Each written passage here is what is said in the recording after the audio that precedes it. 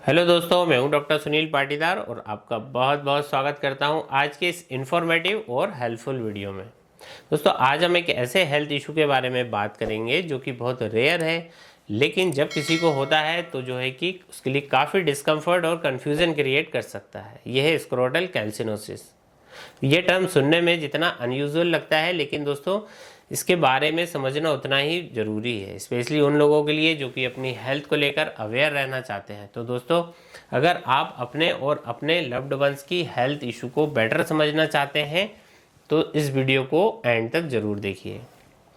दोस्तों, आज हम स्क्रोटल कैल्सिनोसिस के बारे में डिटेल से डिस्कस करेंगे। इसके कॉजेज़ क्या होते हैं, सिम्टम्स क्या होते हैं और कैसे कैसे होम्योपैथी इस प्रॉब्लम को इफ़ेक्टिवली ट्रीटमेंट प्रोवाइड कर सकती है।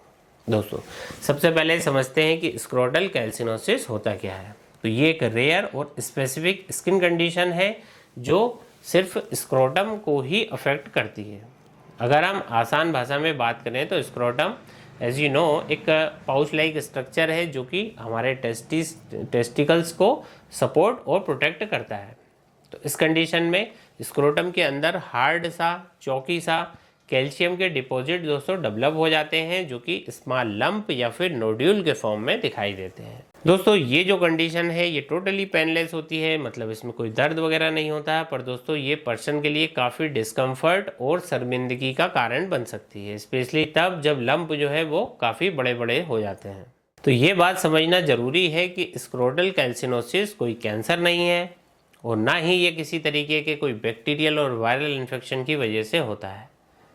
तो अब सवाल ये उठता है कि फिर ये होता क्यों है।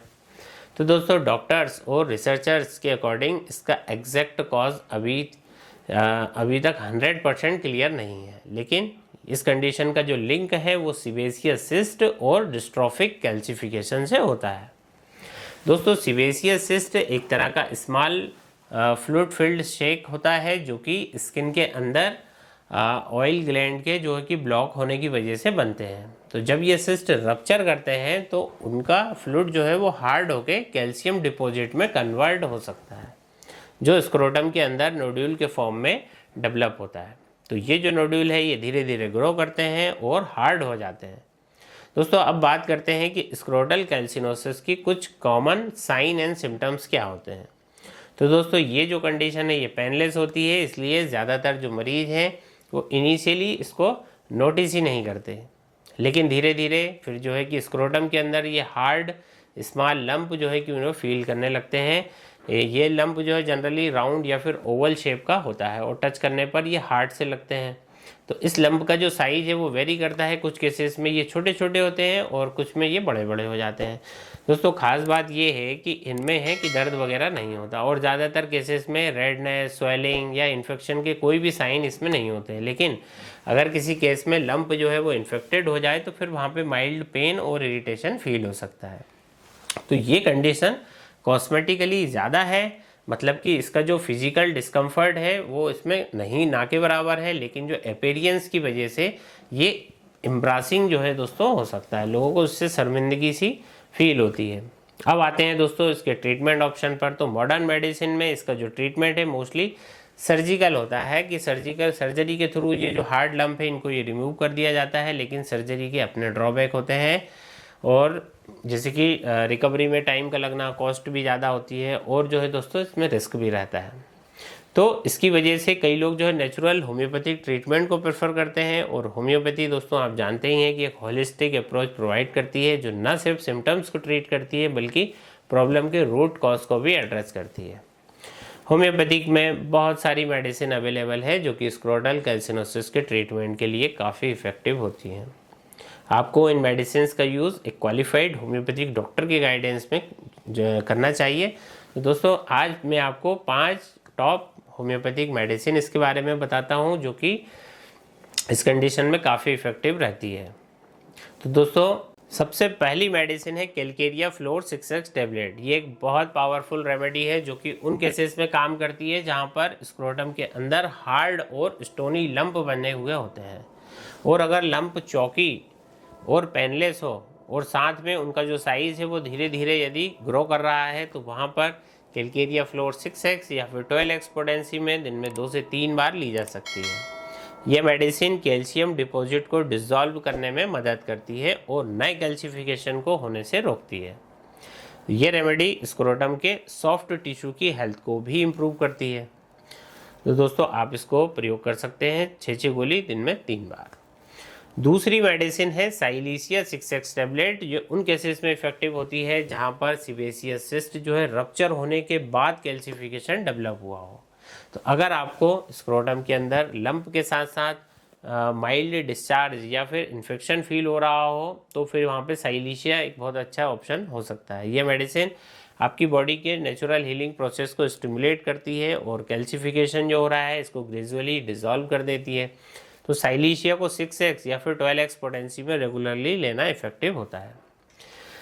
6 गोली दिन में 3 बार। तीसरी मेडिसिन है यहाँ पर हिपरसल्फ 30 की। अगर स्क्रोटल लंप के साथ साथ दोस्तों कभी कभी यदि माइल्ड उसमें टेंडरनेस या फिर पेन आपको फील हो रहा है तो हिपरसल्फ काफ़ी बेनिफिशियल इस केस में होती है। ये रेमेडी इन्फेक्शन को प्रिवेंट करती है और लंप का जो साइज़ है इसे रिड्यूस करने में मदद करती है। ये स्पेशली उन केसेस में काम करती है जहाँ पर लंप के आसपास स्किन थोड़ा सा रेड हो या फिर जो है कि छूने पे वो जो है कि गर्म महसूस हो।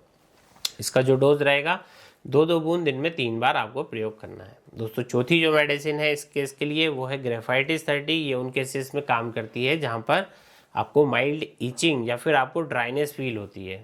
तो ग्रेफाइटिस एक बहुत अच्छा ऑप्शन होती है। तो ये स्किन और सॉफ्ट टिश्यू की हेल्थ को बेटर करने में मदद करती है और नए कैल्शियम के डिपॉजिट होने से भी ये रोकती है। तो इसको 30 पोटेंसी में रेगुलरली लिया जा सकता है 2-2 बूंद डायरेक्टली ऑन टंग दिन में 3 बार। पांचवी मेडिसिन है और बहुत इफेक्टिव मेडिसिन है वो है कैलकेरिया कार्ब 30। ये उन लोगों के लिए स्पेशली यूजफुल है जिनमें कैल्शियम का जो मेटाबॉलिज्म है इसमें इम्बैलेंस हो गया है।